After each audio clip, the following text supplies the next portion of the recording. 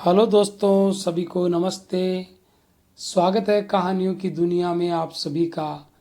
आज मैं आपके सामने एक बहुत ही सुंदर कहानी लेकर प्रस्तुत हुआ हूँ, मन्नू भंडारी जी के द्वारा लिखी गई, जिसका शीर्षक है नई नौकरी।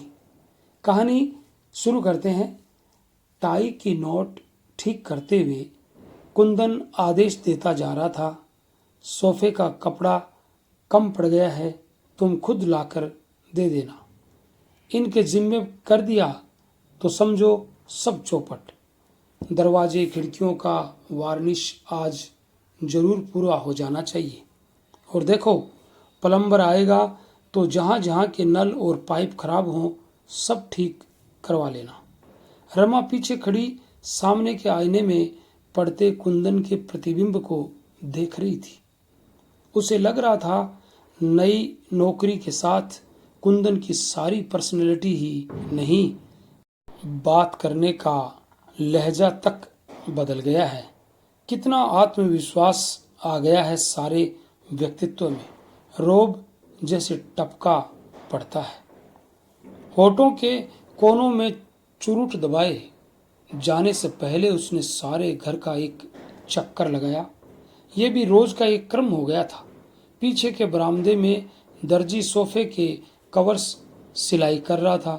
कुछ दूर खड़ा मिस्त्री छोटे छोटे टिनों में वार्निश तैयार करते लड़के को कुछ आदेश दे रहा था।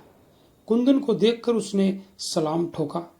अब्दुल मियाँ, काम आज पूरा हो जाना चाहिए। तुम्हारा काम बहुत स्लो चल रहा है। काम भी तो देखिए सरकार, समय चाहे 2 दिन का ज्यादा लग जाए पर आपको शिकायत का मौका नहीं दूंगा। मैं साहब, काम की क्वालिटी पर अच्छा। कुंदन लौट आया। ड्राइंग रूम के पार्टीशन पर नजर पड़ते ही कहा, इंटीरियर डेकोरेटर्स वालों के यहाँ फोन जरूर कर देना। यह पार्टीशन बिल्कुल नहीं चलेगा। डिजाइन क्या बताया था, बनवा क्या दिया रविश। कुंदन गाड़ी में बैठा। रमा पोर्टिको की सबसे निचली सीढ़ी पर खड़ी थी। उसे लगा जाने से पहले एक बार वह फिर सारे आदेशों को दोहराएगा, पर नहीं। गाड़ी स्टार्ट करके खिड़की से जरा सा हाथ निकालकर हल्के से हिलाते हुए कहा, अच्छा बाय बाय। तो उसे ख्याल आया कि ये तो उसकी आदत थी कि गाड़ी में बैठकर चलने से पहले वह नौकर के सामने बताए हुए सारे काम फिर से दोहरा दिया करती थी। तब कुंदन हंसता हुआ कहता था, बस भी करो यार, अब कितनी बार दोहराओगी। तुम इतनी बार कहती हो, इसी से ही वह गड़बड़ा जाता है। गाड़ी लाल बजरी की सड़क पर तैरती हुई फाटक से बाहर निकली और दूर होती हुई अदृश्य हो गई। रमा को लगा जैसे कुंदन उसे पीछे छोड़कर आगे निकल गया है, बहुत आगे, जैसे वह अकेली रह गई है। 1 महीने पहले वह भी कुंदन के साथ ही निकला करती थी। कुंदन उसे कॉलेज छोड़ता हुआ ऑफिस जाया करता था, पर अकेलेपन की यह अनुभूति तभी तक रहती जब तक वह पोर्टिको में खड़ी रहती। जैसे ही फ्लैट का दरवाजा खोलकर वह भीतर घुसती, लकदक फर्नीचर, शीशों के दरवाजों और खिड़कियों पर झूलते लंबे लंबे पर्दे, मिस्त्रियों की खटखट, नए नए डिस्टेम्पर और वार्निश की हल्की सी गंध के बीच न जाने कहाँ डूब जाती। काम की एक लिस्ट उसके पास होती जिन्हें उसे पूरा करना होता। काम करते मिस्त्रियों को देखना होता, मार्केट के 2-1 चक्कर लगाने होते, और ये सब करते करते ही शाम हो जाती। ट्रिंग ट्रिंग ट्रिंग ट्रिंग। फोन उठाकर उसने नंबर बोला। कौन? मिसेज बर्मन। कहिए कहिए, क्या खबर है? मिसेज बर्मन शिकायत कर रही थी। कॉलेज छोड़े महीना हो गया, एक बार सूरत तक नहीं दिखाई, आउट ऑफ साइट। अरे नहीं नहीं, रमा ने बात बीच में ही काट दी। उसने थोड़ा सा झुककर कोहनी मेज पर टिका दी। उल्टे हाथ में पेंसिल लेकर वह फोन का संदेशा लेने के लिए जो पैड रखा था उस पर यूं ही आड़ी तिरछी लकीरें खींचने लगी। आज लंच के समय आओ ना, साथ बैठकर खाएंगे। तुम्हारे चले जाने से हमारा डिपार्टमेंट तो सूना ही हो गया। लंच के समय तो तुम्हें बहुत ही मिस करते हैं, और एक तुम हो कि जाने के बाद खबर तक नहीं ली। क्या बताऊं, इस नए घर को ठीक कराने के चक्कर में इतनी व्यस्त रही कि उधर आ ही नहीं सकी। अच्छा ये बताइए सुधा, मालती, जयंती सब कैसी हैं? कहा ना आज आ जाओ, सबसे मिल भी लेना, खाना भी साथ खाएंगे आज। और एक क्षण को मन के भीतरी स्तर पर आज के सारे कामों की लिस्ट तैर सी गई। आज तो संभव नहीं होगा मिसेस बर्मन, क्षमा याचना के से स्वर में वह बोली। बस एक सप्ताह और ठहर जाइए, फिर अपने इस नए घर की पार्टी दूंगी। देखिए, अपनी रमा का कमाल देखेगी तो समझेंगी कि एक महीने तक क्या करती रही। फिर और दो चार इधर उधर की बातें और हल्की फुल्की सी मजाकें हुई और रमा ने फोन रख दिया। फोन रखने के बाद नए सिरे से इस बात का बोध हुआ कि कॉलेज छोड़े उसे 28 दिन हो गए। जाना तो दूर, उसे कभी ख्याल भी नहीं आया वहां का। आश्चर्य के साथ साथ उसे थोड़ी सी ग्लानि भी हुई। वह क्यों नहीं गई, कैसे रह सकी बिना गए। आज बर्मन का फोन नहीं आता तो पता नहीं और भी कितने दिनों तक उसे उधर का ख्याल ही नहीं आता। क्या सचमुच वह बड़े अफसर की बीवी बन गई है? उसे मजाक में कसा हुआ जयंती का रिमार्क याद आया। एकाएक मन हुआ कि अभी चल पड़े, एक बार सबसे मिल आए। मना करने के बाद पहुंचकर वह सबको प्लेजेंट सरप्राइज देगी। उसने रसोई में जाकर 10-12 आलू के पराठे और चाट तैयार करने को कहा। ये दोनों चीजें वहां सबको बहुत पसंद थी। सारे डिपार्टमेंट में वह और मिसेस बर्मन ही विवाहित थी, बाकी सब कॉलेज हॉस्टल में रहती थी और अच्छी अच्छी चीजें खाने की उनकी फरमाइशें बनी ही रहती थी। उसे अपनी फेवरेल पार्टी की याद आई। 10.5 साल की सर्विस थी। प्रिंसिपल ने अनेकानेक शुभकामनाओं के साथ फूलों के बड़े से गुलदस्तों के बीच पार्कर पेन का एक सेट रख कर दिया था। मिसेस चोपड़ा, आप इसी पेन से अपनी थीसिस पूरी कीजिए। जब भी वापस काम करने का मन हो, बिना किसी संकोच के चली आइए, यहाँ आपका हमेशा ही स्वागत है। उसके डिपार्टमेंट की सभी लेक्चरर्स गाड़ी तक छोड़ने आई थी। भाई रमा जी, कॉलेज भले ही छोड़ दीजिए, पर लंच के समय खाना लेकर जरूर आ जाया करिए। तो सबकी नम आंखों में से भी हंसी चमक उठी थी। तब उसे कुंदन की बात याद हो आई थी।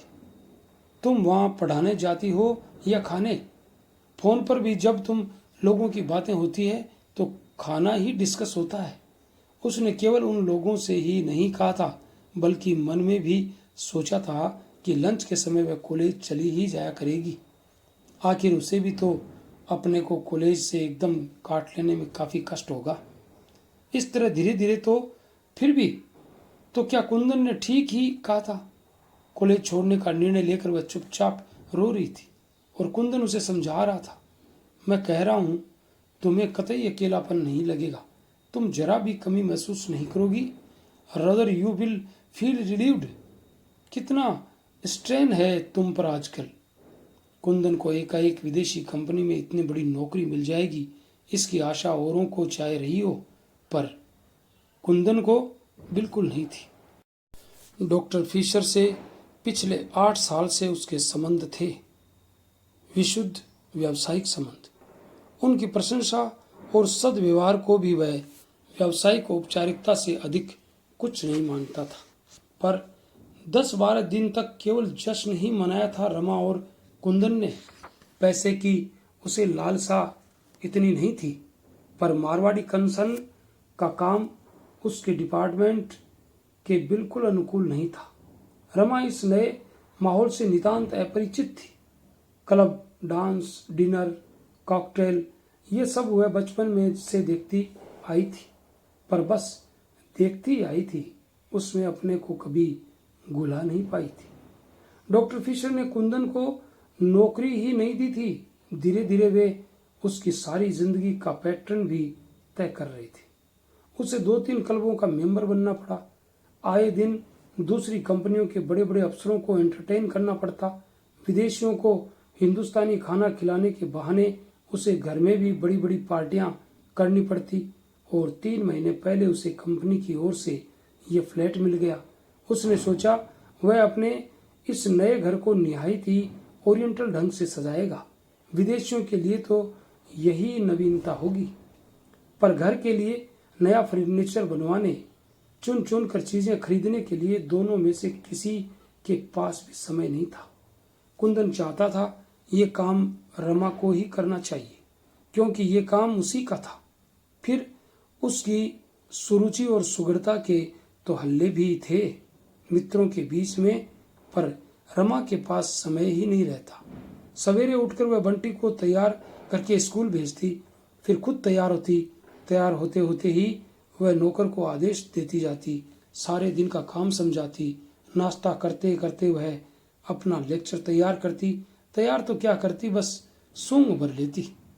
फिर 9 बजे कुंदन के साथ ही निकल जाती और 3 के करीब वह लौटती, थोड़ा आराम करती और फिर शाम की तैयारी। बाहर नहीं जाना होता था तो घर में किसी को आना रहता था। रात 11 साढ़े 11 पर वह सोती तो थक कर चूर हो जाती। कुंदन को उस समय हल्की सी खुमारी चढ़ी रहती। कहता, डोंट बी सिली, पार्टी में कैसे थक जाती हो? गाड़ी में बैठकर जाती हो, खाना पीना, हंसी मजाक, इनमें भी कहीं थका जाता है। गाड़ी में बिठा कर ले आता हूँ। रमा तब केवल सुनी सुनी आंखों से उसे देखती रहती। मन की भीतरी परतों पर हिस्ट्री के वे टॉपिक्स तैरते रहते जो उसे कल पढ़ाने होते और जिन्हें वह जबरन ही दिमाग से बाहर ठेलने का प्रयास करती। कुंदन उसे बताता रहता कि डॉक्टर फिशर उससे कितने खुश हैं, कितना इम्प्रेस कर रखा है उसने। एकाएक ही उसे अपना भविष्य बहुत उज्जवल दिखाई देने लगा है। पता नहीं थकान के कारण या किसी और वजह से वह उतना उत्साह नहीं दिखा पाती तो कुंदन बिगड़ पड़ता। क्या बात है, देखता हूं तुम्हें कोई दिलचस्पी ही नहीं है मेरे राइज में। You seem to be. क्या बेकार की बातें करते हो, मुझे नींद आ रही है। कभी कुंदन फोन पर कह देता कि ठीक 7 बजे तैयार होकर रहना और आकर देखता कि वह तैयार हो रही है तो बिगड़ पड़ता। रमा, तुम्हें टाइम की सेंस कब आएगी? कभी घर पर खाना होता, कोई कसर रह जाती तो रात में बड़े संभल कर कहता, मैं ये नहीं कहता कि तुम खाना बनाओ, 3 नौकर तुम्हारे पास हैं, पर जरा सा देख भर लिया करो। ऐसे मौकों पर रमा कुछ नहीं कहती। उस दिन कॉलेज में रमा को एक पेपर पढ़ना था। उसने खुद ही ऑफर किया। सोचा था इसी बहाने एक टॉपिक तैयार हो जाएगा, पर बिल्कुल भी तैयार नहीं कर पाई। रात में लेटी तो रोना आ गया। मुझसे ये सब निपटा नहीं। लौटकर बिना कपड़े बदले ही कटे पेड़ की तरह पलंग पर गिरकर उसने कहा, क्या नहीं निपटा? ये रवैया मेरे बस का नहीं है। कितना गिल्टी फील करती हूँ, बिना तैयारी किए पढ़ाना, लगता है जैसे लड़कियों की चीट कर रही हूँ। 2 घंटे का समय भी तो मुझे अपने लिए नहीं मिलता। कुंदन सोच रहा था कि रात में रमा के साथ वह एक एक कमरे को अरेंज करने की योजना बनाएगा।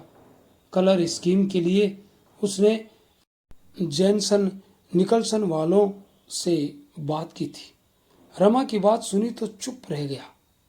बंटी की रिपोर्ट देखी, हमेशा फर्स्ट आया था, इस बार 7th आया है।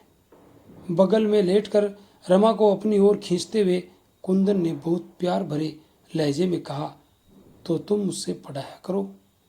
कब पढ़ाया करूं, तुम ही बताओ। शाम को 5 से 7 बजे का जो समय मिलता है उसमें वह खेलने जाता है, तो तुम ही बताओ मैं क्या करूं। बालों में हाथ फेरते हुए कुंदन ने बहुत ही मुलायम स्वर में पूछा, कल मुझे पेपर पढ़ना है। 15 दिन पहले टॉपिक मिला था, एक लाइन भी नहीं लिखी है। अब कोई झूठा बहाना ही तो बनाना पड़ेगा। कुंदन की उंगलियां बालों पर से उतरकर गालों पर फिसलने लगी। 10 साल पूरे हुए, 6-8 महीने में अपनी थीसिस सबमिट कर देती तो मेरा सिलेक्शन ग्रेड में आना निश्चित ही था, पर ऐसी हालत रही तो। और रमा रो पड़ी। दूर कहीं कुंदन के कानों में डॉक्टर फिशर के शब्द गूंज रहे थे। जनवरी में जर्मनी से डायरेक्टर आने वाले हैं, हमें यहाँ का सारा काम दिखाना होगा। एक नया प्लांट बिठाने की भी योजना है, उसके लिए कुछ रिस्पॉन्सिबल लोगों की जरूरत होगी। Some smart young man. Business में सोशल कॉन्ट्रैक्ट्स पे करते हैं। You will have to be very social. Kundan को इन बातों में हमेशा अपने लिए कुछ संकेत, कुछ आश्वासन मिलते। Luckily your wife. तुम मुझे छोड़ जाया करो, कोई जरूरी है कि मैं हर दिन तुम्हारे साथ ही आया करूं? कुंदन कुछ देर उसे यूं ही सहलाता रहा, फिर एकाएक उसे बाहों में भरता सा बोला, तुम्हें छोड़कर आज तक मैं कहीं गया हूं, जा सकता हूं? ऑफिस के अलावा हमेशा हम साथ जाते हैं। तुम तो जानती हो कि तुम्हारे बिना मुझे कुछ भी अच्छा नहीं लगता।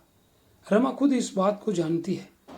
उनका विवाहित जीवन दोस्तों के बीच ईर्ष्या और प्रशंसा का विषय रहा है। समझ नहीं पाई क्या कहे।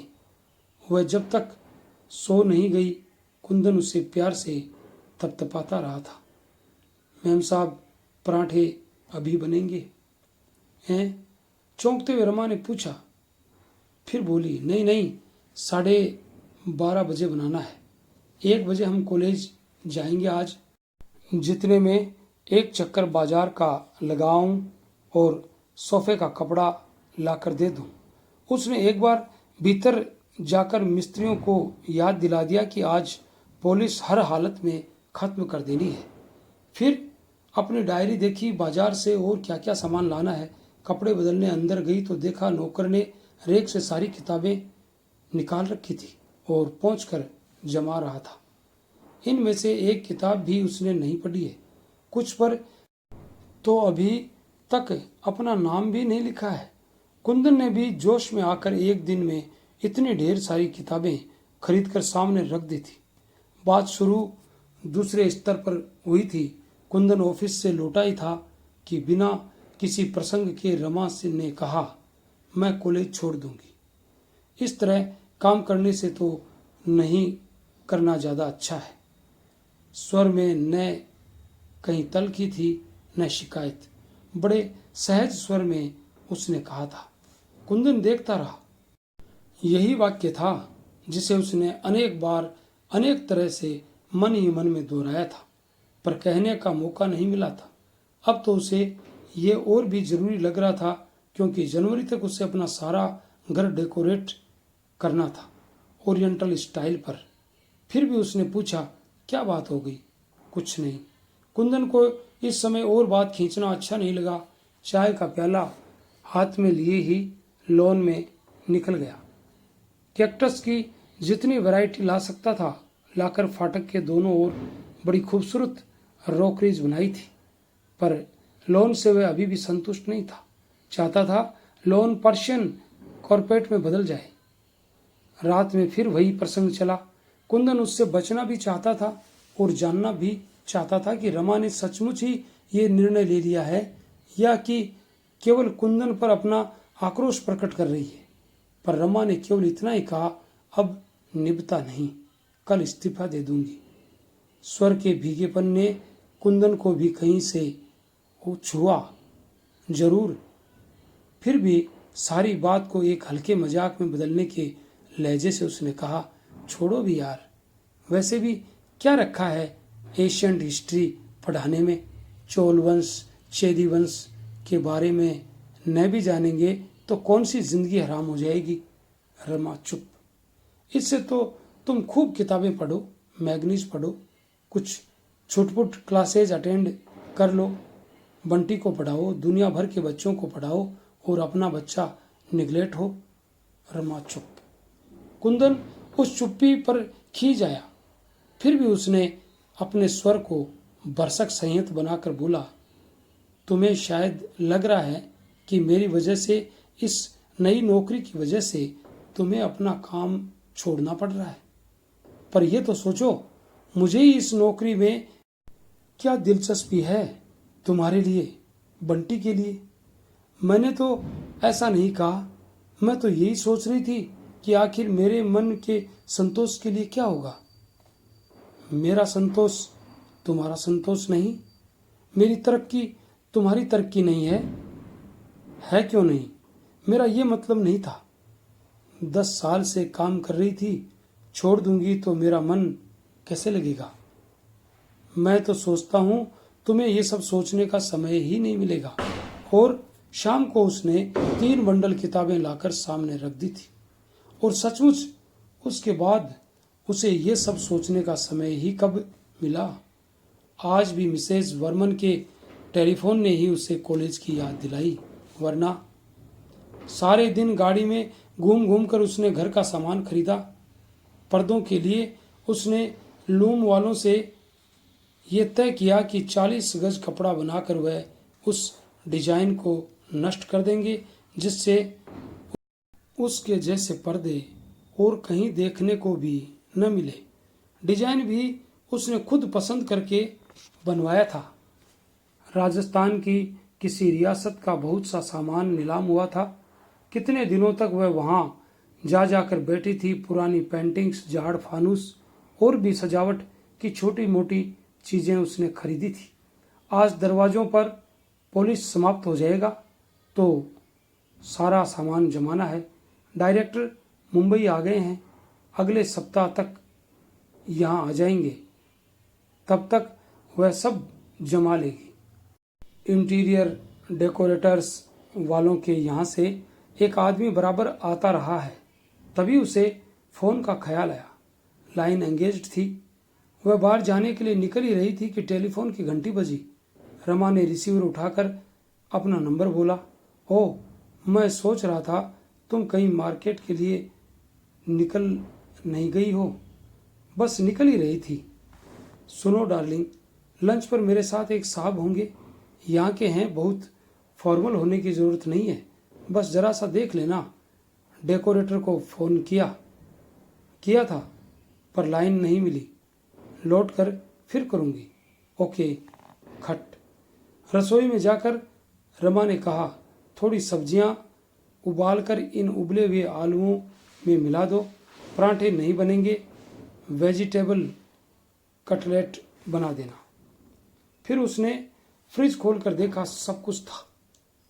जब वह कॉलेज जाती थी तो कुंदन का लंच ऑफिस आ जाता था, पर आजकल वह लंच के लिए घर ही आता है। 1 तारीख लंच के लिए कुंदन आया। जब भी वह घर आता एक बार सारे घर का चक्कर लगाता, एक नई साज सज को हर एंगल से देखता और उसके चेहरे पर एक संतोष में गर्व युक्त उल्लास चमकने लगता। कभी कभी इसी उल्लास में रमा को बाह में भरता हुआ कहता, यू आर रियली वंडरफुल। यूं खुले में चूमने की मर्यादा वह तोड़ नहीं पाया था। उसी से केवल उसे दबाकर छोड़ देता। पूरा चक्कर लगाकर बोला, I think everything is in tune. क्यों? कलफ लगा नैपकिन फड़फड़ाता हुआ उसकी गोद में फैल गया। अब कोई आए मुझे चिंता नहीं। 5 तारीख को डायरेक्टर आ रहे हैं। मैं इस बार एक बड़ी पार्टी घर पर ही करूँगा। रमा खाती जा रही थी और उसकी प्लेट का ध्यान भी रख रही थी। जो चीज़ खत्म हो जाती वह रख देती। बस यार, वो रोब पटकना है कि डायरेक्टर की नज़रों में जम जाऊं। एक बार ये लोग इम्प्रेस हो जाएं तो रास्ता साफ है। डॉक्टर फिशर तो जब भी कोई मौका आएगा मेरे फेवर में ही राय देंगे। रमा कुंदन के बच्चों जैसे पुलकमय आवेश पर मंद मंद मुस्कुराती रही। मैम साहब, आपका फ़ोन है। किसका है? बोलो, बाद में करें। मैम साहब इस समय लंच ले रही हैं। कुंदन इस समय रमा को ये सारी बातें सुनाना चाहता था जो आज उसके और फिशर के बीच हुई थी। कितने स्पष्ट थे सारे संकेत, फिर भी वह अपने अनुमानों का रमा से समर्थन करा लेना चाहता था। कॉलेज से मिसेस वर्मन का है। बेरा लौटने लगा। अरे ठहरो। और रमा एकदम उठ खड़ी हुई। बातें शुरू हुई तो वह भूल ही गई कि कुंदन खाने की मेज पर बैठा है और वह खाना बीच में ही छोड़कर आई है। अरे डार्लिंग आओ ना, तुम औरतों का भी बस एक बार चरखा चल जाए तो खत्म ही नहीं होता। रमा लौट ही रही थी। चरखा क्या, कोई इतने अपनेपन से बुलाए तो मैं ठीक से बात भी न करूं, ये भी कोई बात हुई भला। अच्छा, अब अपना खाना खत्म करो, तुम्हारा हो गया तो तुम उठो ना। नो, ये कैसे हो सकता है भला। खाने के बाद कॉफ़ी लेकर इजी चेयर पर आराम करते हुए कुंदन ने सिगरेट सुलगा ली और गोल गोल छल्लों के रूप में धुआं उगलता रहा। फिर रोज की तरह 5 मिनट के लिए आंख मूंद ली। रमा अखबार पलटने लगी। अब चलें। झटके से कुंदन उठ खड़ा हुआ। कोट उठाया तो तनख्वाह की याद आई। भीतर की जेब से नोट के 2 बंडल निकाले, एक बड़ा एक छोटा। अरे ये क्या, तनख्वाह ले आए? आज क्या पहली तारीख हो गई? रमा को आजकल तारीख और दिनों का कुछ ख्याल ही नहीं रहता। ये आया बेरा और खान सामान के हैं। 80 और 100। छोटा बंडल बढ़ाते हुए कुंदन ने कहा। रमा ने बंडल ले लिया। और ये तुम्हारा है? फिर जरा सा झुककर बोला। अब जो मुनासिब समझो इस गुलाम को पान सिगरेट के लिए दे देना। और हंस पड़ा। रमा भी मुस्कुरा दी। Bye bye. और लाल बजरी की सड़क पर तैरती हुई कुंदन की कार रमा को वहीं छोड़कर आगे चली गई। ये थी कहानी मन्नू भंडारी जी की लिखी गई नई नौकरी। कैसी लगी? अगर आपको अच्छी लगी तो हमारे चैनल को लाइक, शेयर, कमेंट और सब्सक्राइब जरूर करें। और मिलते हैं कल किसी नई कहानी के साथ। तब तक के लिए all the best. Thanks for watching.